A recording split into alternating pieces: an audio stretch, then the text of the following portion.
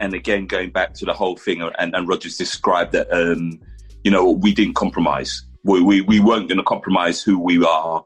And it's funny, it's like the game has caught up with that. If you look again to the whole Jordan thing, as Roger said, I hosted an NBA panel at one of the NBA events, at the NBA crossover event that they did in London last year. And I hosted a panel about the culture of basketball. And that's what it is. It's not just a sport. Yeah. It's the whole culture. It's the fashion.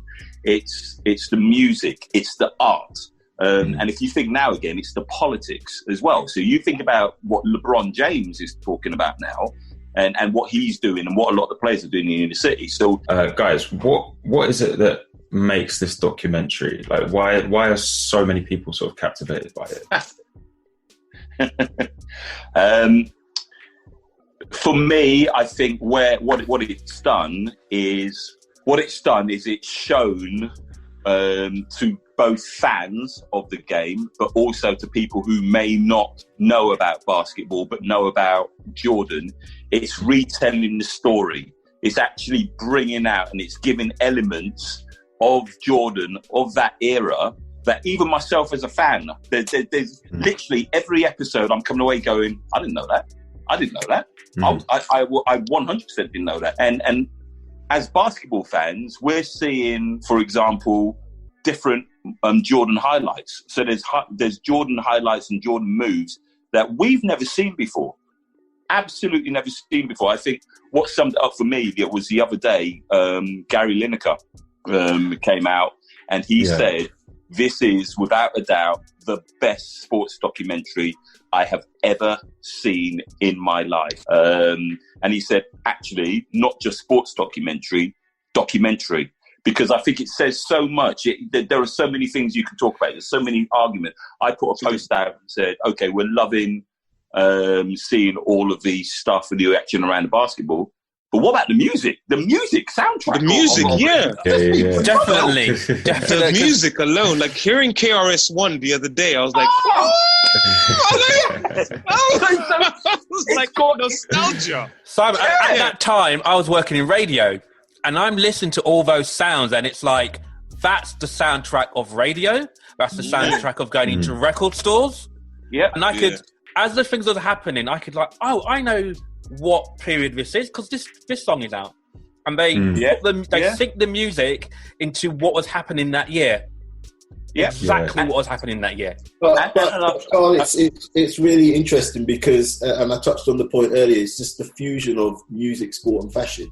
And you couldn't do this documentary with any relevance or credibility without a nod to the music that was the theme of the various eras of the NBA at the time. And then so I made the point about the music. I know there's been like, I've seen hundreds of threads on all of the different shoes that, that were being worn. And again, that's taking it to a whole nother level. Have you seen the episode where he says that he came back and he wanted to wear I think at Madison Square Garden, the original Jordan ones, and his toes were bleeding out. And that in itself shows you that. I mean, that's a whole podcast on its own about the technology of sportswear. So within those years, it gone from his Jordan 1s to whatever the Jordan 12, 13, or whatever he was wearing. But the technology involved in it was phenomenal.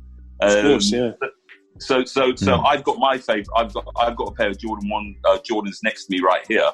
But even non-basketball fans, a lot of my friends who aren't basketball fans have all got a story. They've all got their favorite Jordan, and they've all got a story about Jordan stuff. So I think that's where the genius. And I think we're moving to why are they releasing it now. I think that might be a question for later on. I've got my own opinion. It's a really interesting one because I watch the Jordan documentary with a couple of sets of eyes, and I think the real key and the point you make, Carl, is the fact that the number of non-basketball people who have basically embraced this documentary because it's kind of undressed some of the myth behind Michael Jordan. And again, I reference my dear daughter at Christmas time.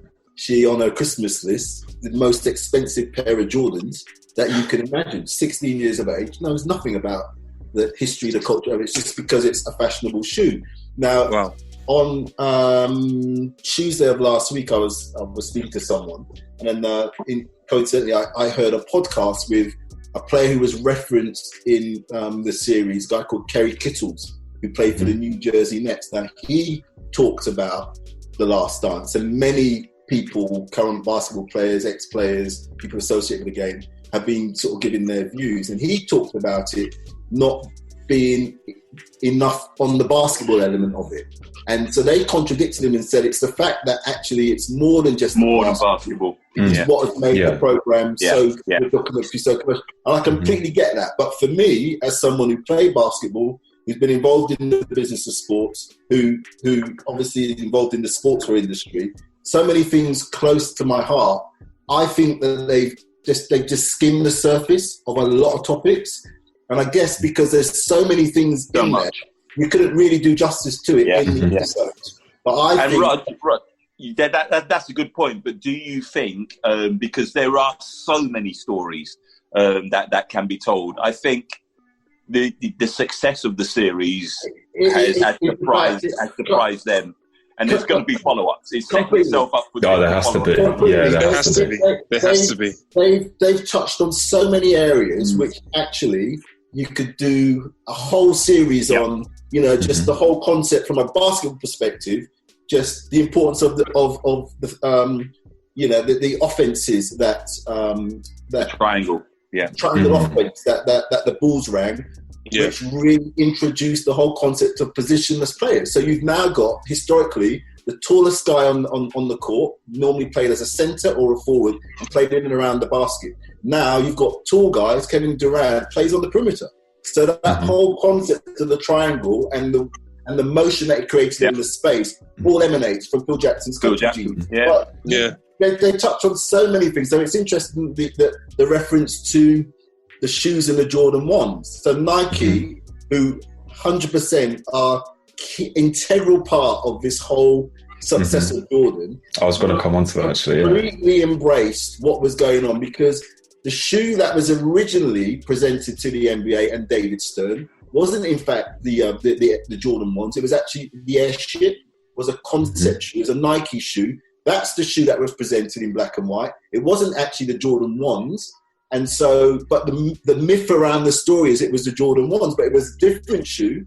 And that evolved because they were still developing the shoe because of the lead times and the manufacturing cycles. But the whole concept around the black shoe being outlawed and the shoe that he wore in Madison Square Gardens in his first game wasn't actually a Jordan 1. It was actually the Airship. Now, I'm putting myself up to be shot down about this. I was about to say, isn't it kind of funny now? Because at that point, when Jordan first came into basketball and became a name, and there's the whole Nike deal, the main shoe was Converse.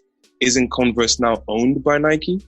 They are. It's a really, really good one. So again, I went to school in South Carolina the year after Jordan got drafted, and Jordan played at the University of North Carolina for 3 years, and the scale and the structure of sports in America, collegiate sports, is in some states, in some towns, cities, bigger than professional sports.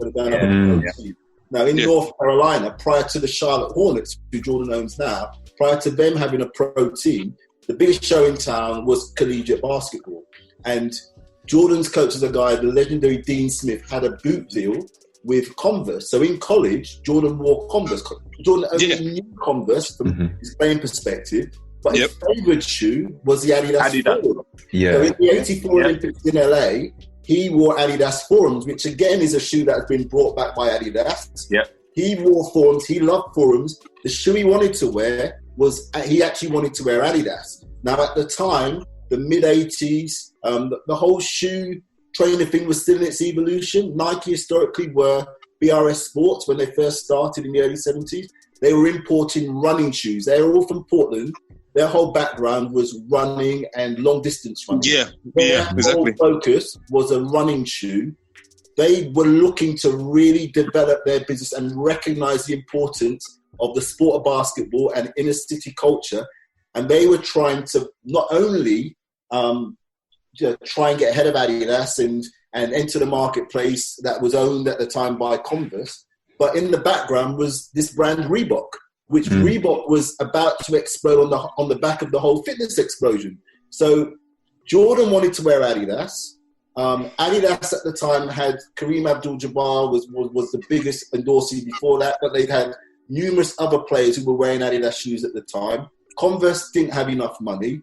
Reebok was the one who actually wanted to put down the big dollar, but because of Jordan's agent, a guy called David Falk, who's probably the most influential sports agent in the industry, because of his relationship with people at Nike, he knew that what Nike were trying to do, and he negotiated, at the time, was a groundbreaking deal, which was a smaller retainer, but a percentage of any profits generated from a personalized shoe. So from a conceptual element in how you look at how that has transcended the industry and how athletes in other sports have their own personal shoe deals, a completely groundbreaking deal was negotiated by David Falk on behalf of Jordan, and all of that adds to the mystique of Michael Jordan. I was going to say, could you imagine being that guy at Adidas who had the opportunity to sign Jordan and didn't? He must be watching from behind the sofa. He wanted to wear Adidas. He wanted to wear Adidas, and actually they touch on in the documentary.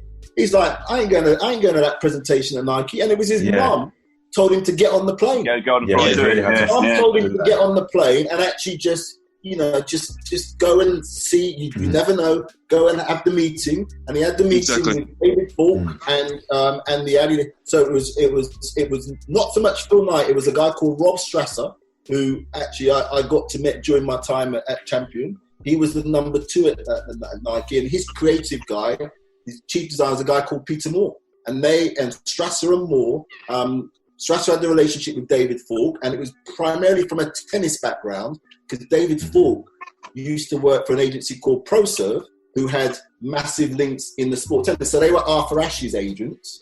David Falk worked for them, and he had these relationships with this emerging brand Nike. And it was on the back of that he said, listen, I've got this idea. I believe I've got a player, groundbreaking player, but I want to do something different because the marketplace is, he's not going to get value going down the traditional route. I want to do something different, but I want X amount. And actually, he negotiated to get a higher retainer, $500,000 a year, to match the biggest retainer that was offered.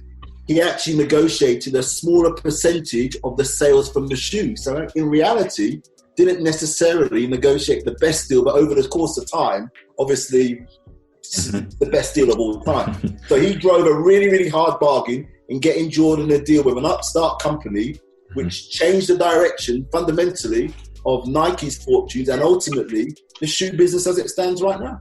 In the long run, as you said, Nike was a sort of an emerging company at the time.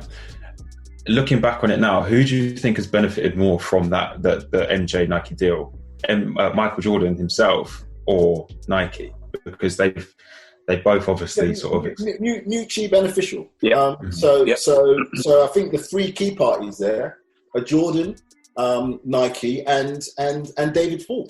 David Falk's business. So David Falk at the time, and so again, when you talk about skimming over topics, there's basketball still at that time wasn't the major force and the entity it is now, because again, historically, basketball, prior to Magic Johnson and Larry Bird going into the league, basketball was again perceived as a black sport, a ghetto sport. There was all sorts of lifestyle issues around drugs and whatever, and didn't have a mainstream television deal at the time. So basketball was still fighting for its space.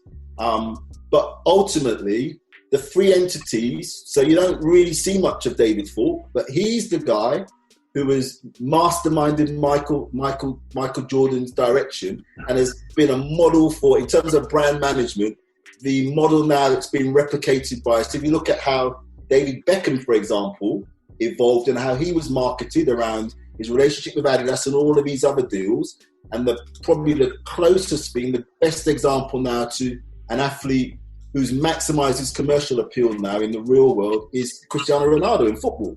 But Cristiano Ronaldo, managed by Jorge Mendes and Just Futo, the model has been a model that was introduced by David Falk, And David Falk